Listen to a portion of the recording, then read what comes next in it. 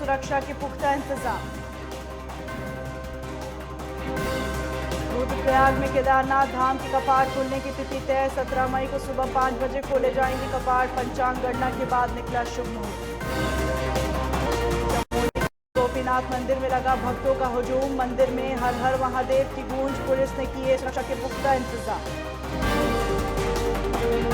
हरिद्वार में पालतू कुत्ते और उसकी मालकिन की पिटाई। पूरी वारदात सीसीटीवी में कैद। मामले की जांच में जुटी पुलिस। काशीपुर में 20,000 का नामी बदमाश गिरफ्तार। बदमाश के पास से एक अवैध रिवॉल्वर और कारतूस बरामद।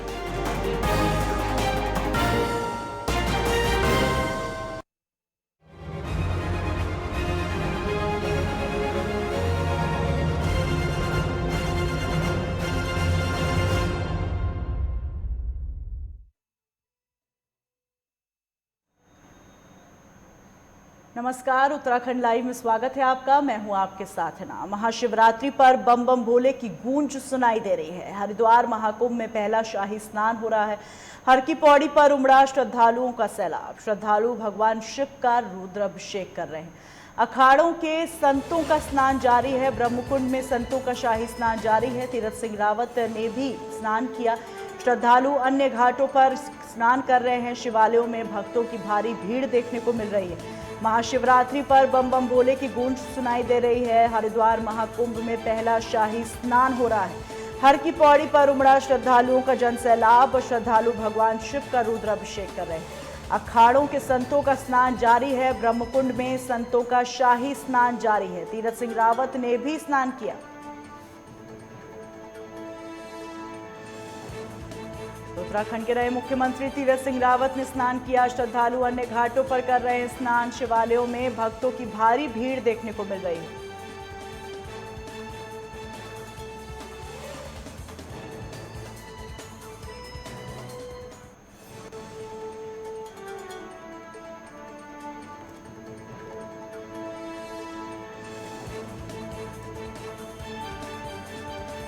हर की पौड़ी पर श्रद्धालुओं का सैलाब उमड़ा हुआ है। श्रद्धालु भगवान शिव का रुद्राभिषेक कर रहे हैं।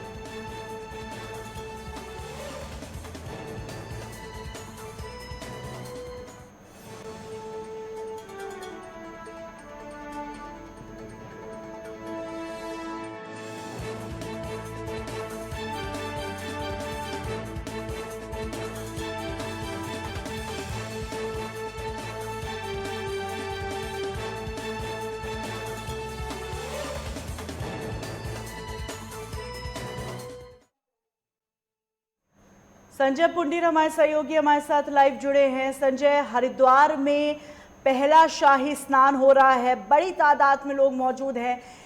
नवनियुक्त मुख्यमंत्री ने भी स्नान किया है। क्या कुछ अपडेट देना चाहेंगे संजय? बिल्कुल, आज शाही स्नान है। हालांकि कुंभ वर्ष का ये पहला शाही स्नान है, लेकिन अभी नोटिफिकेशन जारी नहीं हुई है। लेकिन कहीं ना कहीं इसका जो आज सुबह से ही महाशिवरात्रि पर शाही स्नान है और सुबह से ही जो साधु संत है उन के द्वारा लगातार ही एक के बाद एक अखाड़ा यहाँ शाही स्नान कर रहा है। हालांकि सबसे पहले जूना अखाड़ा ने स्नान किया था, उसके बाद किन्नर अखाड़े ने किया था, फिर महानिर्वाणी अखाड़े ने किया था। इसके स्वागत के लिए आज जो नवनियुक्त मुख्यमंत्री तीरथ सिंह रावत है वो भी हरिद्वार पहुंचे और सबसे पहले उन्होंने पुष्प वर्षा की है। उसके बाद कहीं ना कहीं संतों का आशीर्वाद भी लिया है। कहा जा सकता है कि आज पहली बार मुख्यमंत्री बनने के बाद तीरथ सिंह रावत हरिद्वार पहुंचे और कहीं ना कहीं संतों में भी खुशी की लहर है। इस वक्त हम हरिद्वार में मौजूद है। हालांकि सुबह से ही एक के बाद एक जो अखाड़ा है वो कहीं ना कहीं शाही स्नान कर रहा है। यहाँ का नजारा भी दिखाया है। एक के बाद एक कर्मवार जो स्नान कर रहा है वो फिर दोबारा सफाई की जा रही है। अब पांचवा अखाड़ा जो है वो स्नान करेगा। कहा जा सकता है कि जो कुंभ है उसमें 4 स्नान होने हैं। आज ये पहला स्नान है जी ना। वहीं दूसरी तरफ संजय, क्योंकि कुंभ चल रहा है, तमाम तरीके के इंतजाम किए हुए हैं और आज शाही स्नान से पहले भी प्रशासन ने कई बड़े इंतजाम किए। दुकानों को बंद कराया सुरक्षा के लिहाज से, कोविड के लिहाज से। क्या कुछ अपडेट देना चाहेंगे?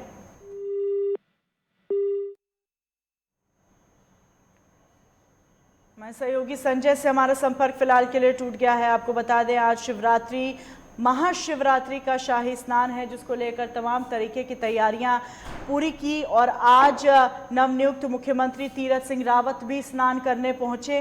के साथ आपको बता दें कि भारी मात्रा में श्रद्धालु आज महाशिवरात्रि के दिन स्नान कर रहे हैं और आज का ये दिन बेहद शुभ माना जाता है।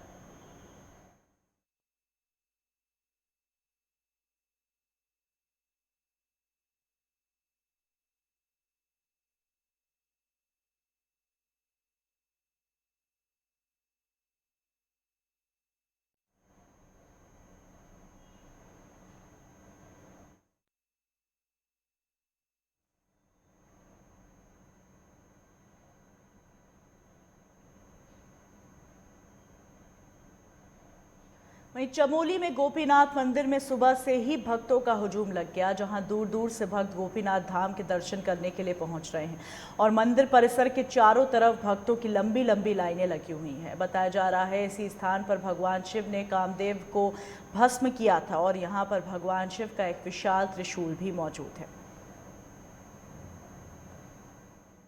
यहाँ गोपीनाथ में आप देख रहे हैं कि यहाँ भव्य मंदिर है और यहाँ भगवान के एकानन जो मुख है, अगर पशुपतिनाथ की बात देखें पंच केदारों में तो यही होती है जो शीत स्थल गति है भगवान रुद्रनाथ की, गोपीनाथ भगवान है।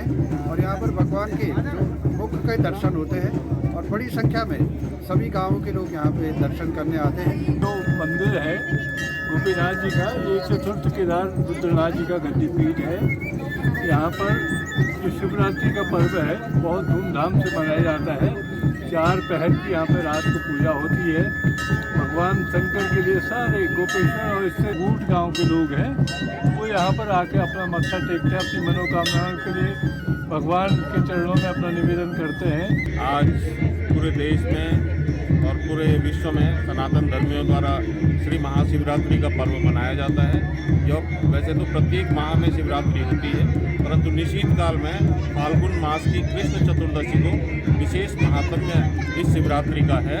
और हमारे यहाँ पे गोपेश्वर श्री गोपीनाथ जी रुद्रनाथ जी के धाम में ये मेले के रूप में इसको मनाया जाता है। विगत कई वर्षों से काफ़ी पौराणिक मंदिर होने के कारण और कई मान्यताओं के आधार पर इस मंदिर की काफ़ी प्रसिद्धि है। तो इस क्षेत्र में पूरे अपने चमोली जनपद में या चमोली जनपद या गोपेश्वर से लगे हुए जो इलाके हैं, वहाँ से कई श्रद्धालु समय समय पर यहाँ आते रहते हैं।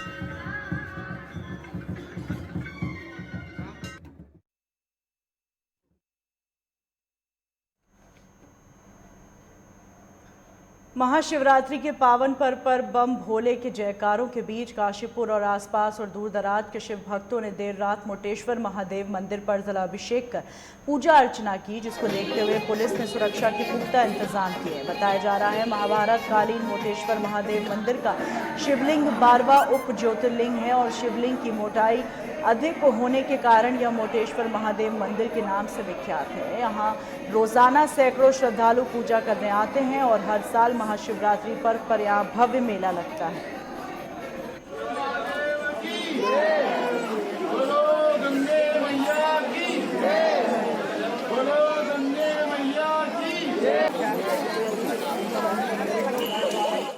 सदा शिवाय नमः। फाल्गुन मास की कृष्ण पक्ष की त्रयोदशी जब जा रही हो और चतुर्दशी आ रही हो, वो रात्रि शिवरात्रि कहलाती है। आज इस दिन शिवरात्रि का दिन है 11 मार्च 2021। इसमें भगवान शिव के अनंत रूपों के दर्शन किए जाते हैं। पूरे विश्व में जहाँ भी भगवान शंकर के मंदिर है वहाँ पर आज शिवरात्रि का पर्व मनाया जाता है। बड़ी धूमधाम के साथ पार्वती और शिव का विवाह के रूप में आज की रात मनाई जाती है। 4 पहर का पूजन रात्रि में होता है और इन चारों पहर में जो 11 बजे से 2 बजे तक का मध्य रात्रि का पूजन है वो सर्वोत्तम होता है। उसी के लिए ये सारे प्रयास होते हैं। जो भी व्यक्ति अपनी मनोकामना लेकर के शिवरात्रि के दिन भगवान शंकर को जल चढ़ाते हैं, उनकी मनोकामनाएं पूर्ण होती हैं। धन धान्य मोक्ष की प्राप्ति के लिए भगवान शंकर का पूजन करना चाहिए और शिवरात्रि पर्व इससे बढ़िया कोई पर्व नहीं है शिव शंकर के लिए जो आपको मोक्ष प्रदान कर सके। जय शंकर। मंदिर ये महाभारत कालीन मंदिर है। भगवान शिव का मंदिर है और श्री भीमसेन ने द्रोणाचार्य को अपनी गुरु दक्षिणा के रूप में इस शिवलिंग को भेंट किया था।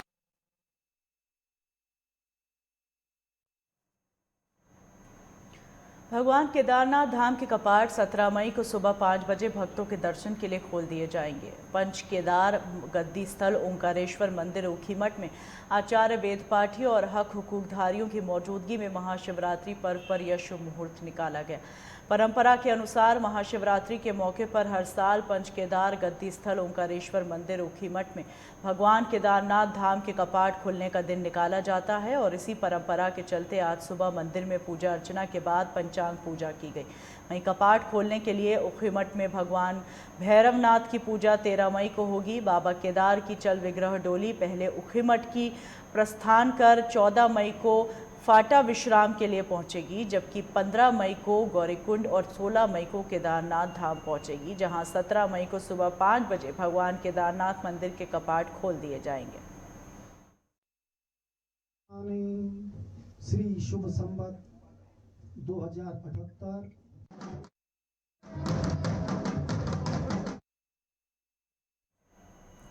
चमोली बद्रीनाथ धाम के मुख्य पड़ाव पुड्डुकेश्वर में कुबेर भगवान का भव्य मंदिर बनने जा रहा है, जिसकी तैयारियां जोरों शोरों से चल रही हैं।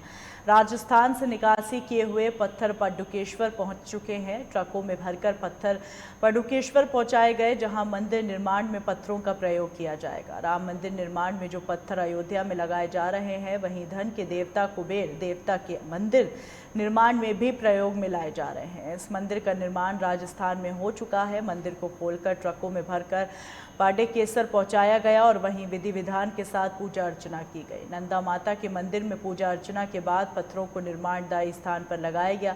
शिवरात्रि के पावन पर्व पर मंदिर निर्माण का कार्य शुरू हो जाएगा और लगभग 2 से 3 महीने तक निरंतर मंदिर निर्माण का कार्य युद्ध स्तर पर चलेगा। भगवान बद्री विशाल के मंदिर के साथ साथ अब धन के देवता कुबेर का भी मंदिर भव्य तरीके से बनाया जा रहा है।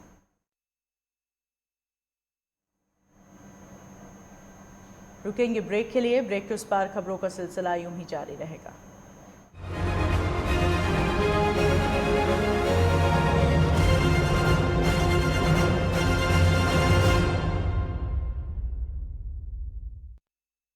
अरे भैया, तुम्हें कब से क्या? लोग ऐसी गंभीर समस्या को हंसी मजाक में उड़ाते हैं। खास जड़ी बूटियों से बना पेट सफा आयुर्वेदिक चूर्ण आज ही ले आए। पेट सफा पहली रात से ही असर दिखाता है और इसकी आदत भी नहीं पड़ती।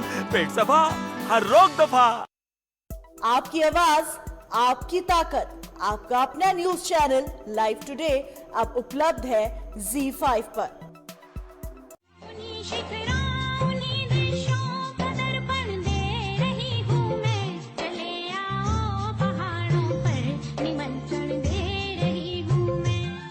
ये ऊंचे ऊंचे पर्वत, इन नदियों की कलकल जहां, देवों की भूमि, गंगा की पावन धरा है वहां। केदार में बसते शिव, बद्री में विष्णु का बसेरा। हेमकुंड साहिब की श्रद्धा भक्तों को खींच लाती है यहाँ। हर मील पर बदलती है भाषा, हर रूप है सुंदरता की नई परिभाषा। उत्तराखंड दीदार है हर शख्स की अभिलाषा। ओली की सुंदरता से लेकर जिम कॉर्बेट के रोमांचक सफर तक, हर खबर के लिए देखिए उत्तराखंड लाइव। सुबह 9 बजे, दोपहर 2 बजे और शाम 6 बजे, सिर्फ लाइव टुडे पर। बॉलीवुड की हर खबर, फिल्मी सितारों का सफर, कंट्रोवर्सी से लेकर गॉसिप तक, लिंकअप से लेकर ब्रेकअप तक, देखिए हर हलचल बॉली तड़का में हर रोज दोपहर 12:30 बजे, सिर्फ लाइव टुडे पर।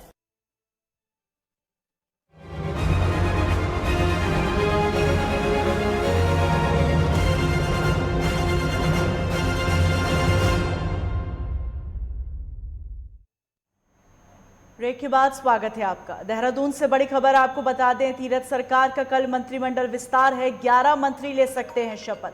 तीरथ कैबिनेट में शामिल होंगे कई नए चेहरे। कल सीएम तीरथ ने ली थी शपथ और अब मंत्रिमंडल विस्तार होगा। 11 मंत्री शपथ ग्रहण कर सकते हैं। तीरथ सरकार का कल मंत्रिमंडल विस्तार है। 11 मंत्री कल शपथ ले सकते हैं। बड़ी अपडेट आपको बता रहे हैं, 11 मंत्री कल ले सकते हैं शपथ। तीरथ सिंह रावत का मंत्रिमंडल विस्तार है, जिसमें 11 मंत्री कल शपथ ले सकते हैं। तीरथ कैबिनेट में शामिल होंगे कई नए चेहरे। 11 मंत्री कल लेंगे शपथ।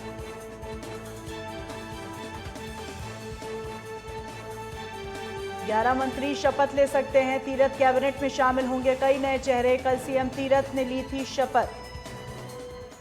सुरेंद्र ढाका हमारे सहयोगी फोन लाइन पर मौजूद हैं। सुरेंद्र, मंत्रिमंडल विस्तार का अब समय आ चुका है और कयास लगाए जा रहे हैं कि 11 मंत्री कल शपथ ले सकते हैं। क्या कुछ अपडेट देंगे? जी बिल्कुल, देखिए हिना मुख्यमंत्री जो हैं तीरथ सिंह रावत, उन्होंने अपनी टीम चुननी शुरू कर दी है और टीम का विस्तार कल हो जाएगा।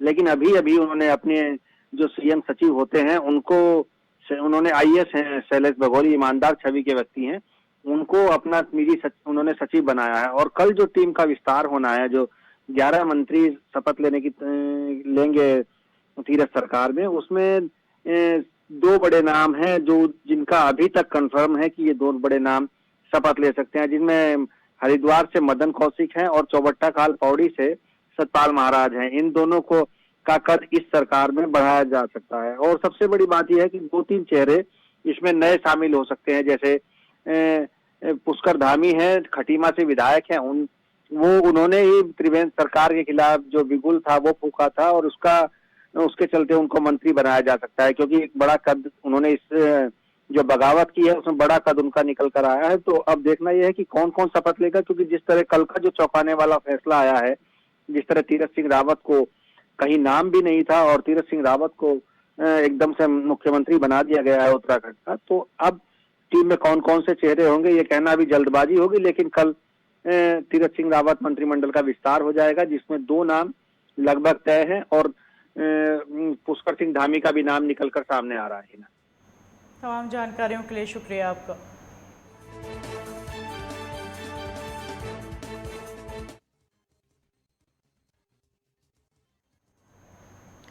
वहीं काशीपुर के पूर्व मुख्यमंत्री और भारतीय राष्ट्रीय कांग्रेस के महासचिव हरीश रावत ने आज नागनाथ मंदिर में महाशिवरात्रि पर भगवान शिव को जलाभिषेक कर पूजा अर्चना की, जहां मंदिर में अमरनाथ प्रशांत शास्त्री और गणेश नाथ गोस्वामी ने उन्हें पूजा अर्चना कराई और उन्होंने मंदिर में जलाभिषेक के बाद श्रद्धालुओं को प्रसाद भी वितरित किया। वहीं पत्रकारों से बातचीत में पूर्व मुख्यमंत्री हरीश रावत ने बीजेपी पर प्रदेश में राजनीतिक अस्थिरता का माहौल पैदा करने का आरोप लगाया और उन्होंने कहा कि ये पूरा प्रदेश के लिए चिंता का विषय है। जनता की समस्याओं पर भाजपा का कोई ध्यान नहीं है और बेरोजगारी चरम पर है। मैं सब लोगों को इस महान पर्व के मौके पर बहुत बहुत शुभकामना देता हूं। बम बम भोले। राज्य के और देश के कल्याण की भी कामना करता हूं, मगर हमारे राज्य पर जिस तरीके से राजनीतिक अस्थिरता भाजपा ने थोप दी है, यह हम सब के लिए बड़ी चिंता का विषय है। भाजपा नेतृत्व जनता की समस्याएं सुलझाने में यकीन नहीं करता। विकास ठप है, बेरोजगारी चरम पर है, किसानों के गन्ने और धान का अभी तक भी मूल्य अदा नहीं किया गया है, भ्रष्टाचार निरंतर बढ़ रहा है, आम आदमी के ऊपर महंगाई की मार कमरतोड़ बन चुकी है। पेट्रोल डीजल के दाम ऐसा लगता है कि जितने माननीय लाल कृष्ण आडवाणी जी और मुरली मनोहर जोशी जी की सम्मिलित उम्र है, मोदी जी यदि इसी हिसाब से पेट्रोल और डीजल के दाम बढ़ाते रहे तो उनकी सम्मिलित आयु एज से ज़्यादा मूल्य पर लोगों को 1 लीटर पेट्रोल खरीदना पड़ेगा।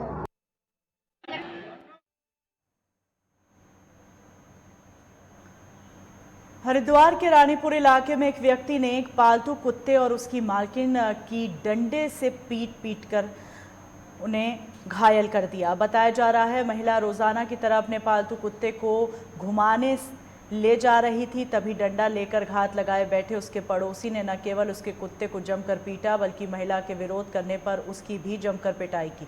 इस दौरान कुत्ते के साथ महिला को भी गंभीर चोटें आईं और यह पूरा वाकया पास में लगे सीसीटीवी कैमरे में कैद हो गया, जिसके बाद महिला ने आरोपी के खिलाफ मुकदमा दर्ज किया। फिलहाल पुलिस सीसीटीवी फुटेज के आधार पर कार्रवाई में जुट गई है।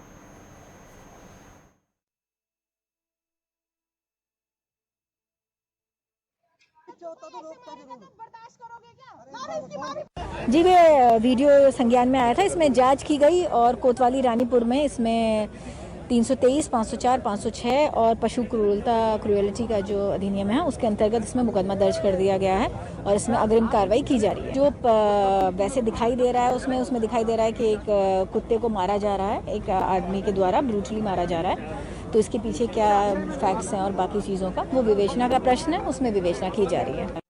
मैं डॉग को लेके वॉक कराने जाती हूँ डेली।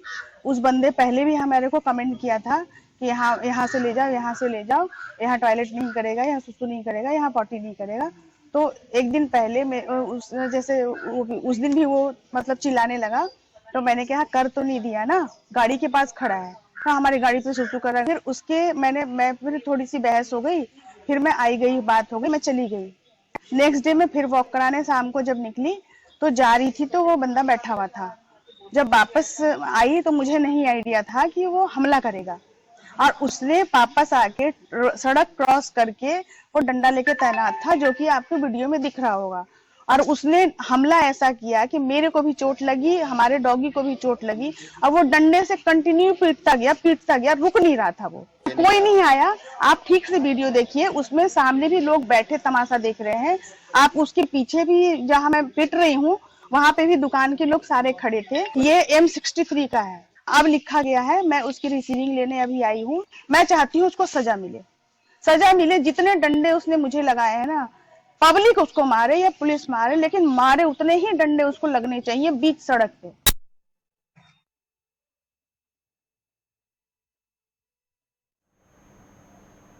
बाजपुर पुलिस को बड़ी सफलता हाथ लगी। पुलिस ने 20,000 रुपए के नामी बदमाश कुलदीप सिंह उर्फ केडी को गिरफ्तार कर लिया। बदमाश के पास से पुलिस ने एक अवैध रिवॉल्वर और 4 जिंदा कारतूस बरामद किए।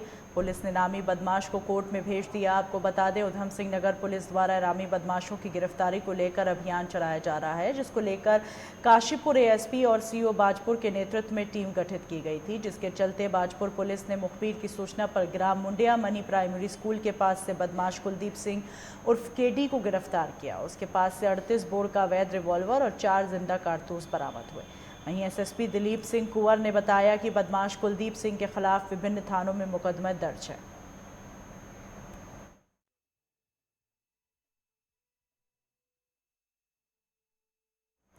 चमोली के मुख्य बाजार में सर्वजन स्वराज पार्टी के मुख्य बाजार ने टैक्सी स्टैंड तक रैली निकाली और सर्वजन स्वराज पार्टी के राष्ट्रीय अध्यक्ष डॉक्टर देवेश्वर भट्ट ने रैली में संबोधित किया। भट्ट का कहना है, अभी हमारी पार्टी नहीं है, लेकिन हम वो करेंगे जो इन 20 सालों में नहीं हुआ। और उनका कहना है, हमारे साथ में काफ़ी लोग जुड़ रहे हैं और हमारी पार्टी उत्तराखंड में परिवर्तन चाहती है।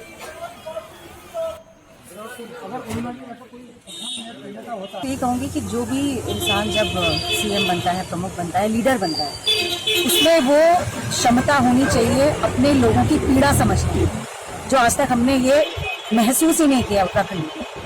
हम बाहर रहे हैं, बाहर से हमने आज तक इतने सालों में जो हाल देखा है उत्तराखंड का। आप टूरिज्म की बात करें, एम्प्लॉयमेंट की बात करें, सबसे बड़ा एम्प्लॉयमेंट हमारे उत्तराखंड को मिल सकता है टूरिज्म से। लेकिन बहुत बदकिस्मती की बात है, अनफॉर्चुनेटली आज भी जब पहाड़ की बात करते हैं, मैं दुबई 10 साल रही हूँ, जब भी हम ट्रैकिंग की बात करते हैं पहाड़ों की खूबसूरती की बात करते हैं, सबसे पहला नाम लोगों के मुंह पे हिमाचल आता है, उत्तरांचल नहीं आता। और ये बहुत दुख वाली बात है।